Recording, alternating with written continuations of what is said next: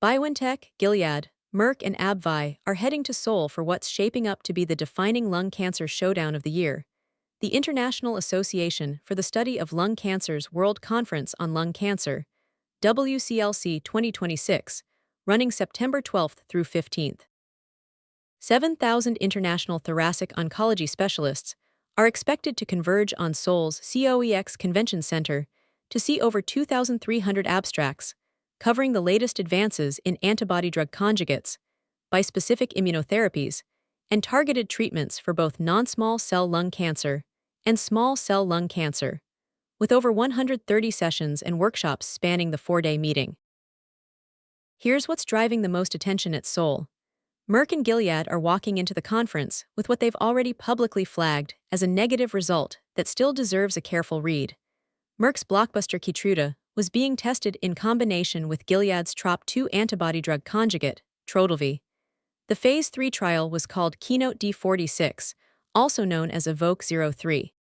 The study enrolled 620 previously untreated metastatic lung cancer patients whose tumors expressed high levels of PD-L1 and randomized them to get either Keytruda alone or Keytruda plus Gilead's Trodelvy, a drug that works by attaching a chemotherapy payload directly to a cancer cell's TROP2 protein.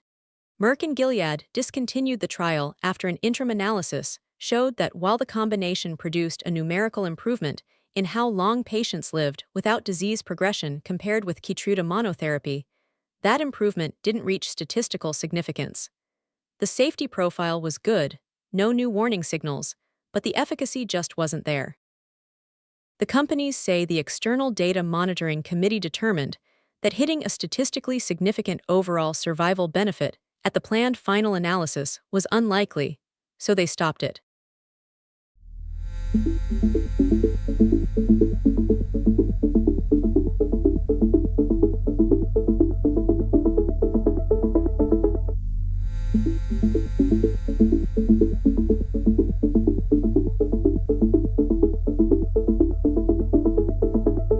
What cardiologists in Seoul will be hunting for in the full data is whether there were specific patient subgroups where the combination actually worked, and whether any lessons here can be applied to other TROP2 ADCs in development. BioNTech is walking into Seoul with something completely different: the first ever global data combining a PD-1 VEGF bispecific checkpoint inhibitor with a B7H3 targeting antibody-drug conjugate. The two drugs in question are pumitamig, a PD-1 crossed with VEGF-A that BioNTech developed in partnership with Bristol Myers Squibb, and adizutecan, a B7H3 targeting AC that BioNTech developed with Duality Biologics. Neither agent is a new molecule in isolation, but putting them together in the same patient for the first time is exactly the kind of rational combination that both companies hope will matter. The data come from a global Phase 1/2 trial testing pumitamig plus adizutecan in patients with advanced non-small cell or small cell lung cancer. BioNTech says that across all its clinical trials, more than 1,000 patients have now been dosed with adizutecan alone across more than 10 tumor types, and 400 of those patients received the combination of adizutecan with pumitamig. What Seoul will reveal is whether that early combination hypothesis actually pans out. AbbVie is bringing another bispecific show. AbbVie's ABBV-1480, a PD-1 VEGF bispecific, is being tested in combination with standard chemotherapy in previously untreated patients with non-small cell lung cancer. The trial data will be presented as an oral presentation, a sign of how seriously the conference organizers view this program. AbbVie is also updating the field on telisotuzumab adizutecan, an AC targeting c-MET, which has been showing activity in both NSCLC and small cell lung cancer, plus additional reads on ABBV-706, another bispecific in the growing pipeline. Beyond the headline grabbers, WCLC 2026 is packed with older programs too. There's a presidential symposium dedicated to Maverick, a trial testing whether certain SCLC patients benefit from regular brain MRI scans, and maybe a round of prophylactic radiation to try to prevent cancer from settling in the brain. There's also TAISHAN 302, A Chinese-led trial comparing an anti-B7H3 antibody drug conjugate called Tampeli against the standard chemotherapy topotecan in patients whose small cell lung cancer came back after first-line treatment. The broader picture at WCLC 2026 is a field in transition. Merck and Keytruda have dominated first-line lung cancer for years, but the Gilead-Merck combination shows that just adding a TROP2 AG to an already approved checkpoint inhibitor doesn't automatically work, even in the highest PD-L1 expression group. Meanwhile, BioNTech and AbbVie are betting that newer combination architectures, bispecifics paired with ADCs, bispecifics paired with chemotherapy, represent a real step forward. If either BioNTech or AbbVie can show benefit in Seoul, it signals that the next wave of lung cancer progress moves away from just giving more of the same and toward smarter, more rational pairs.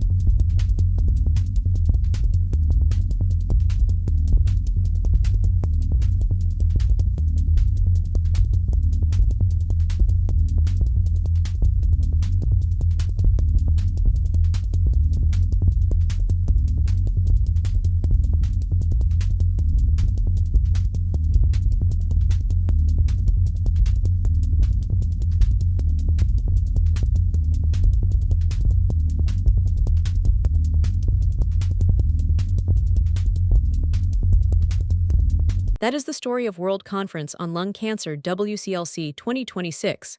BioNTech, Gilead, Merck, AbbVie headline ADC, and bispecific breakthroughs in NSCLC and SCLC. Add your perspective in the comments, share this story with a colleague, and subscribe for the next conference hype narrative.